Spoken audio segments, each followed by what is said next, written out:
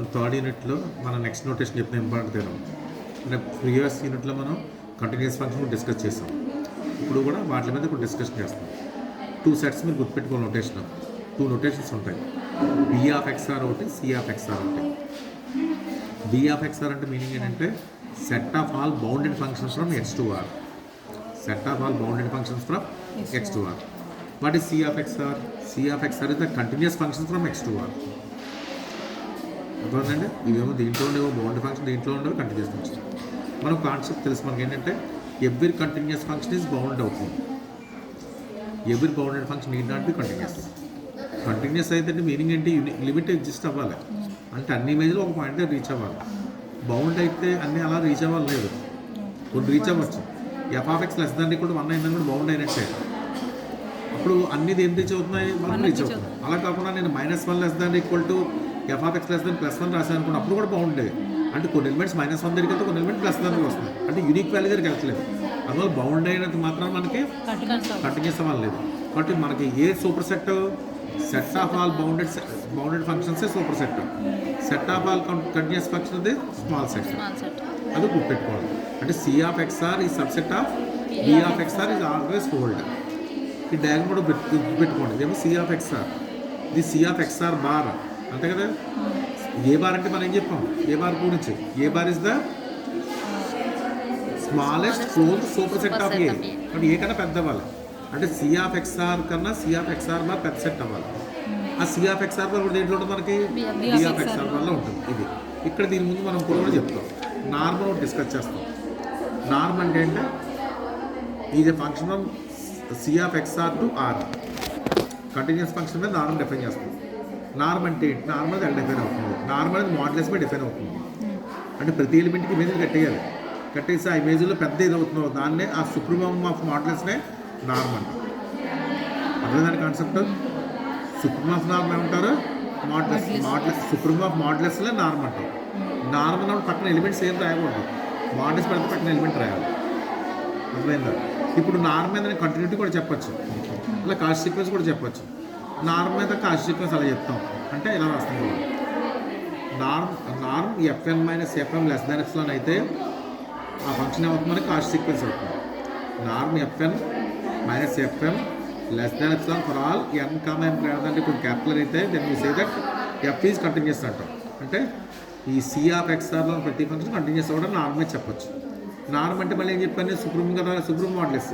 దీని ఎలా చెప్పచ్చు? సుప్రీమ్ ఆఫ్ మోడ్యులస్ పెట్టిన పక్కన ఫంక్షన్ ఎలిమెంట్ రాయాలి. అంటే F of x minus FM of x less than epsilon for all x belongs to X.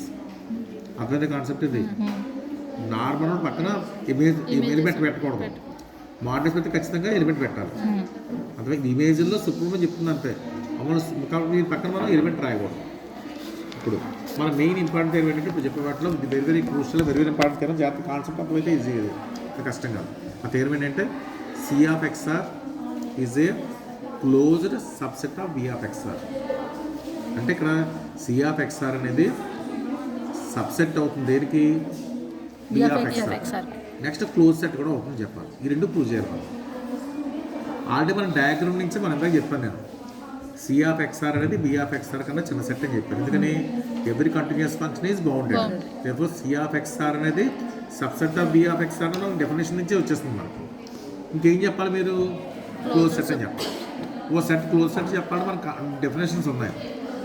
Oh set close set అవ్వాలంటే దాని లిమిట్ పాయింట్స్ అని వాళ్ళు అదే సెట్లో పడిపోవాలి. అదొక కాన్సెప్ట్ చెప్తాం. అదొకటి చెప్పాను. నెక్స్ట్ చెప్పాను ఏర్ close set. Next a bar equal d of a అని చెప్పాం. నెక్స్ట్ క్లోజ్ సెట్ డెఫినేషన్, అది యాక్చువల్ డెఫినేషన్. అది ఓ సెట్ క్లోజ్ సెట్ అయిందంటే దాని లిమిట్ పాయింట్స్ అంతా దాంట్లో ఉండాలి అని కాన్సెప్ట్. నెక్స్ట్ ఈక్వాలిటీ స్టేట్మెంట్ చెప్పి. ఈక్వాలిటీ స్టేట్మెంట్స్ ఓ సెట్ క్లోజ్డ్ అయితే ఏ బార్ ఈక్వల్ ఏ అవుతుంది. అసలు యాక్చువల్గా ఏ బార్ అంటే ఏంటి? A bar is the smallest closed super set of a. A కన్నా పెద్ద సెట్ ఏ బార్. ఆ ఏ బార్ ఏకి ఈక్వల్ అయిపోయింది అనుకోండి, ఆటోమేటిక్ ఏ కూడా అవుతుంది మనకి క్లోజ్ సెట్ అవుతుంది. ఎందుకంటే ఏ బార్ ఇప్పుడు క్లోజ్ సెట్. ఏ ఈజ్ ఒకటి ఏ బార్ అయితే అది మనకి ఏ క్లోజ్ అని చెప్పేయచ్చు. అర్థమైందా? ఓ సెట్ క్లోజ్ అవ్వాలంటే లిమిట్ పాయింట్స్ కంటే ఏం చేయాలి? ఇవన్నీ అక్కడ లేకుండా దాని క్లోజ్ సెట్, దాని క్లోజర్ ఆ సెట్కి ఈక్వల్ అయితే చెప్తే చాలు. ఇప్పుడు మనకి ఏం చెప్పాలి? ఇక్కడ ఆల్రెడీ మన సి ఆఫ్ ఎక్స్ఆర్ అనేది సబ్సెట్ వచ్చింది. క్లోజ్ సెట్ అని చెప్పాలంటే C of XR bar equal to C of X R అవుతుంది చెప్పాలి. C of XR bar equal to C of XR అని చెప్పాలి. అంటే 2 సెట్స్ ఈక్వల్ అని చెప్పాలి. One is subset of another prove చేయాలి. ఆల్రెడీ మనకి డయాగ్రామ్లో చూడండి ఇక్కడ సి ఆఫ్ ఎక్స్ఆర్ ఇది, సి ఆఫ్ ఎక్స్ఆర్ బార్ ఇది. మరి క్లోజ్ సూపర్ సెట్ కదా, ఎప్పుడు బార్ అంటే close super set. But C of xr ఈ subset of C of XR bar ఎప్పుడు హోల్డ్ అవుతుంది. కానీ మీరు ఫైనల్గా ఇంక ఏం ప్రూవ్ చేయాలి మీరు ఒకసారి ఫైల్ ఎత్తుకోండి. వీడియో తీసుకోండి. సి ఆఫ్ ఎక్స్ఆర్ బార్ ఈ subset of C of XR అని చెప్పాలి. ఏ సబ్సెట్ ఆఫ్ బి అని చెప్తే always hold only have to prove that b subset of a అని చెప్తే చాలు. బట్ దీంట్లోకి ఎలిమెంట్ తీసుకుంటే దీంట్లో వస్తుంది చెప్పాలి. అర్థమైందా? ఒక ఎలిమెంట్ దీంట్లో పడాలంటే ఏం అవ్వాలి? కంటిన్యూస్ అవ్వాలి. దీంట్లో ఉండాలంటే ఏమవ్వాలి? లిమిట్ పాయింట్ అవ్వాలి. అంతే కదా? బట్ దీంట్లోకి ఎలిమెంట్ తీసుకోండి, అది లిమిట్ పాయింట్ అయినట్టు. ఆ లిమిట్ పాయింట్ కాన్సెప్ట్ మీరు ఏం పట్టరావాలి? కంటిన్యూస్ కాన్సెప్ట్ పట్టాలి. But first f belongs to C of XR bar తీసుకోండి. సి ఆఫ్ ఎక్స్ఆర్ బార్ అంటే మన డెఫినేషన్ ఏంటి చెప్పాను కదా, a bar equal to a and d of a. అంతేనా? ఎప్పుడైతే ఎఫ్ అనేది సి ఆఫ్ ఎక్స్ఆర్ బార్లో ఉందో ఎఫ్ అనేది సి ఆఫ్ ఎక్స్ఆర్లో ఉండొచ్చు లేదా డి ఆఫ్ ఎక్స్ఆర్ బార్ ఉండొచ్చు. ఈ రెండు కేసుల్లో కూడా మనం కంటిన్యూషన్ చెప్పాలి. సపోజ్ ఎఫ్ అనేది సి ఆఫ్ ఎక్స్ఆర్ బార్లో తీసుకున్నాం కదా, అంటే దీంట్లో కానీ ఉండొచ్చు అంటాం కదా. వాళ్ళు దీంట్లో ఉందనుకోండి, కంటిన్యూస్ అయినట్టు తీరం ప్రూవ్ అయిపోయింది. అంతే కదా? కాబట్టి ఇక్కడ f belong to C of X R అయితే కండిషన్ హోల్డ్ అయిపోయింది. అది కాదని తీసుకోండి. ఎఫ్ అనేది దీంట్లో తీసుకుందాం, డి ఆఫ్ సి ఆఫ్ ఎక్స్ఆర్లో ఉందని తీసుకోండి. అర్థమైందా? ఎఫ్ అంటే ఎక్కడ తీసుకున్నప్పుడు నేను D of X R, D of X f belongs to D of C of X R అంటే మీనింగ్ ఏంటి? లిమిట్ పాయింట్ అనేది. But f is limit point of C of X R. Limit point అంటే మీనింగ్ ఏంటి? సమ్ స్టేజ్ దాటిన functions అన్నీ కూడా F reach అయిపోవాలి. అంతే కదా? అదే రాస్తాను చూడండి. సమ్ స్టేజ్ దాటిన తర్వాత ఎలిమెంట్స్ అన్ని దేని రీచ్ అయిపోతున్నాయి?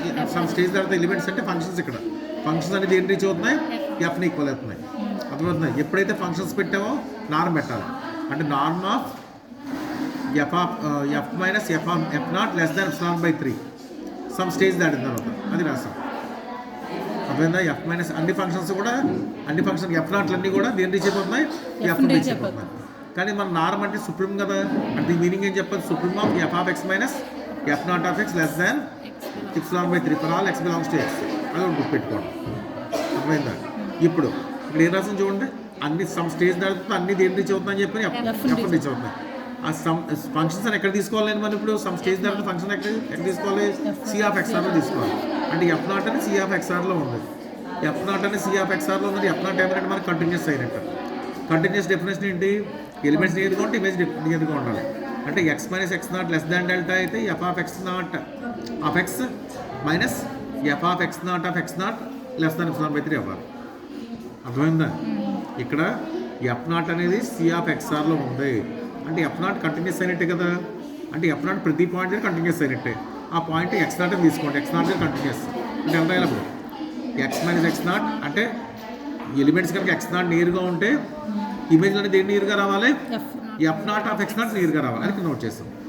ఇప్పుడు మనం చెప్పాల్సింది ఎఫ్ నాట్ గురించా ఎఫ్ గురించా? ఎఫ్ గురించి చెప్పాలి. ఎఫ్ అనేది సి ఆఫ్ ఎక్స్ఆర్లో ఉంటుందని చెప్పాలి. ఇక్కడ రెండు ఎఫ్ నాట్లో వస్తాయి. ఎందుకంటే ఇక్కడ ఏం రాసాను నేను? ఏది కంటిన్యూస్ తీసుకుంటాను? ఎఫ్ నాట్ కంటిన్యూస్ ఇక్కడ ఎఫ్ నాట్లో ఉంటాయి. కానీ మనం కంటిన్యూస్ దేనికి చెప్పాలి? ఇప్పుడు ఎఫ్ అనేది సి ఆఫ్ ఎక్స్ఆర్లో ఉంటుందని చెప్పాలి. అంటే ఎఫ్ కంటిన్యూస్ అని చెప్పాలి. అమలు ఏం రాసాను చూడండి. F of x minus F of x not రాశాను. దీనికి ఏం చేస్తున్నాను? ఎఫ్ నాట్ ఆఫ్ ఎక్స్ను యాడ్ చేశాను, F not of x separate చేశాను. అలాగే F not of x not separate చేశాను, F not of x not add చేశాను. ఫైనల్ కూడా ఎఫ్ ఆఫ్ ఎక్స్ నాట్ అది రాస్తాను. ఇప్పుడు స్ప్లిట్ అయితే 3 మాడ్యులస్ వస్తాయి. 3 మాడ్యులస్లో ఒక్కొక్కటి కూడా లెస్ దాన్ ε/3 అవుతాయి. లెస్ దాన్ ఎప్సిలాన్ అవుతుంది. బట్ ఫైనల్గా మనకి F of x minus F of x not less than epsilon for all x belongs to X అని వచ్చింది. దీని మీనింగ్ ఏంటి? మనకి ఎఫ్ అనేది కంటిన్యూస్ అయింది. అంటే ఎఫ్ దేంట్లో వెళ్తున్నప్పుడు సి ఆఫ్ ఎక్స్. యాక్చువల్లీ మనం ఎఫ్ ఎక్కడ తీసుకున్నాం? సి ఆఫ్ ఎక్స్ బార్లో తీసుకున్నాం. But C of X bar కూడా సబ్సెట్ సి ఆఫ్ ఎక్స్ఆర్ అయింది. 1 and 2 సెట్స్ ఈక్వల్ అయ్యాయి. అంటే C of XR bar equal to C of X R వచ్చింది. అంటే A bar equal to A అయింది. ఇప్పుడు ఏ అవుతుంది మనకి క్లోజ్డ్ అవుతుంది. అంటే C of X R close subset of B of X R అయింది. Very very important. నోట్ చేసుకోండి.